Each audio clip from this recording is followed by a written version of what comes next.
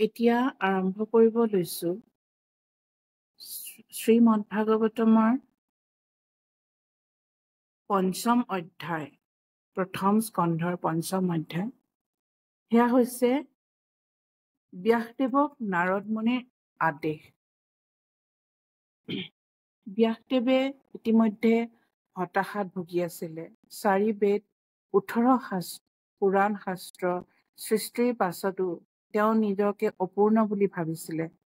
সেই অপূৰ্ণতাত হতাশ অনুভৱ কৰি থাকোঁতে দেৱৰ্ষি নাৰদে তেখেতক দৰ্শন দিছিল। দেৱৰ্ষি নাৰদক বিধিৱত পূজা অৰ্চনা কৰাৰ পাছত তেখেতে আৰাম কৰি বহি মিচিকিয়া হাঁহি বেদব্যাসদেৱক সম্বোধন কৰিলে। আপুনি শৰীৰ বা মনক আত্ম উপলব্ধিৰ লক্ষ্য বুলি মানি সন্তুষ্টনে? এইটো এটা গুৰুত্বপূৰ্ণ প্ৰশ্ন।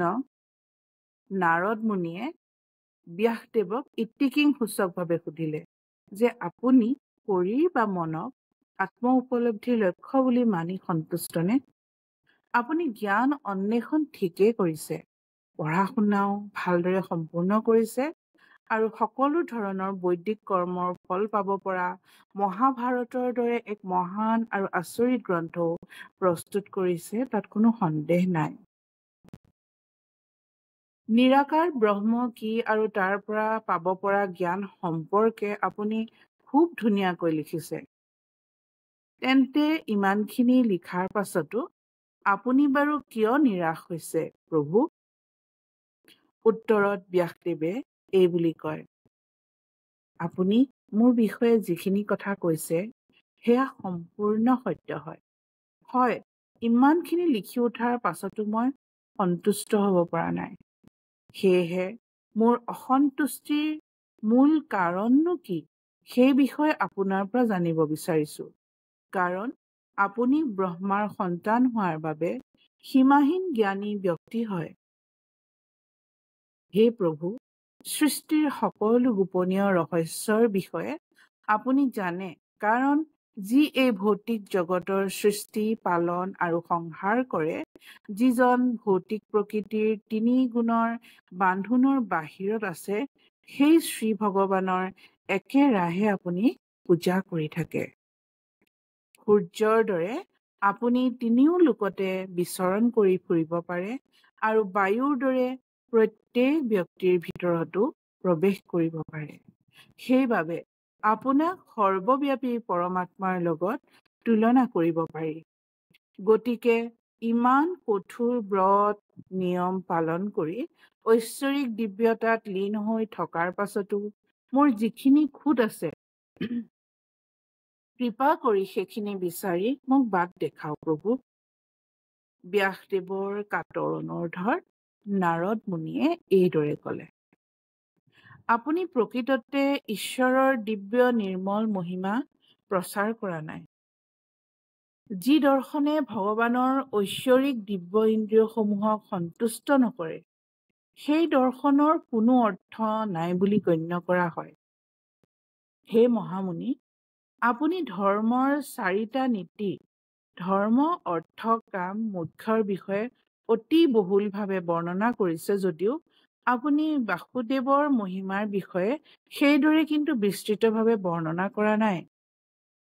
যি বাণী বা কথাই ভগৱানৰ মহিমাৰ গুণগান নকৰে, সেই বাণীক সাধু পুৰুষসকলে কাউৰীৰ তীৰ্থস্থান বুলি মানে। কাউৰী, শগুন, মৰাশ, লেতেৰা বস্তু থকা ঠাইত থাকি ভাল পায়, কিন্তু ভাগৱত ভক্তসকলক পৰম হংস বুলি কোৱা হয়। কাৰণ হংসই যিদৰে সদায় নিৰ্মল প্ৰাকৃতিক পৰিৱেশত থাকিহে ভাল পায়, ঠিক তেনেদৰে ভাগৱত ভক্তসকলেও হৰিনাম চৰ্চা হৈ থকা স্থানত থাকিহে ভাল পায়। কাৰণ হৰিনামে সম্পূৰ্ণ জগতৰ পৰিৱেশ নিৰ্মল কৰি ৰাখে। আনহাতে যি সাহিত্য অনন্ত ভগৱানৰ নাম, যশ, ৰূপ আৰু লীলাসমূহৰ দিব্য মহিমাৰ বৰ্ণনাৰে পূৰ্ণ হয়, সেই সাহিত্যই জগতৰ কলুষিত পৰিৱেশ নিৰ্মল কৰাত নৱ বিপ্লৱ আনিব পাৰে। আত্ম উপলব্ধিৰ জ্ঞান পাই মায়া মোহৰ পৰা আঁতৰি থাকিও লাভ নাই যদিহে হৃদয়ত শ্ৰী ভগৱানৰ প্ৰতি ভক্তিয়েই নাথাকে। তেন্তে বেদসমূহত উল্লেখিত ক্ষণস্থায়ী অৰ্থাৎ টেম্পৰেৰী সেই সকাম কৰ্মবোৰ কৰি কি লাভ, যিবোৰ কৰিলে ভগৱানৰ ভক্তিত কোনো কাম নাহে, তাৰ বিপৰীতে দৈহিক আৰু মানসিক কষ্টহে হয়। এইখিনি কথা নাৰদ মুনিয়ে ব্যাসদেৱক কৈ আছিল।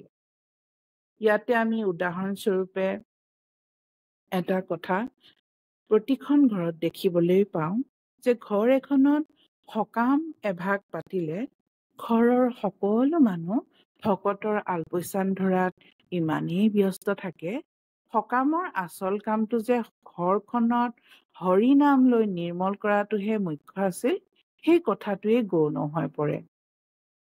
ভকতে নাম ধৰি থাকোতে ভিতৰত ভাগে ভাগে গাখীৰ চাহ খোৱা মানুহলৈ গাখীৰ চাহ, লাল চাহ খোৱাজনলৈ লাল চাহ, বিনা চেনিৰ চাহ ইত্যাদি ইত্যাদি বনাই থকা বোৱাৰীগৰাকীয়ে হৰি নামষাৰ জানো পুৰাকৈ শুনিব পায়? বেদৰ নিয়মসমূহ অনুসৰণ কৰি পূজা এভাগ পাতিম বুলি ভাবিলেও আজিৰ যুগত অপৰাজিতা ফুলৰ পৰা দোৰোণ বন, এৱা গাখীৰলৈকে অতখন যোগাৰ কৰোঁতে গৃহস্থৰ শাৰীৰিক মানসিক কষ্ট কিমান যে হয়, তেতিয়া সেই সকাম কৰ্ম শ্ৰী ভগৱানৰ ভক্তিৰ বাবে অনুষ্ঠিত কৰা হ'ল জানো? আমাকতো গীতাত শ্ৰীকৃষ্ণই নিষ্কাম কৰ্ম কৰিবলৈহে উপদেশ দিছে। সেই নিষ্কাম কৰ্মই হ'ল ভক্তি সহকাৰে হৰিনামৰ শ্ৰৱণ কীৰ্তন। কলি যুগৰ এয়াই সঠিক মাৰ্গ।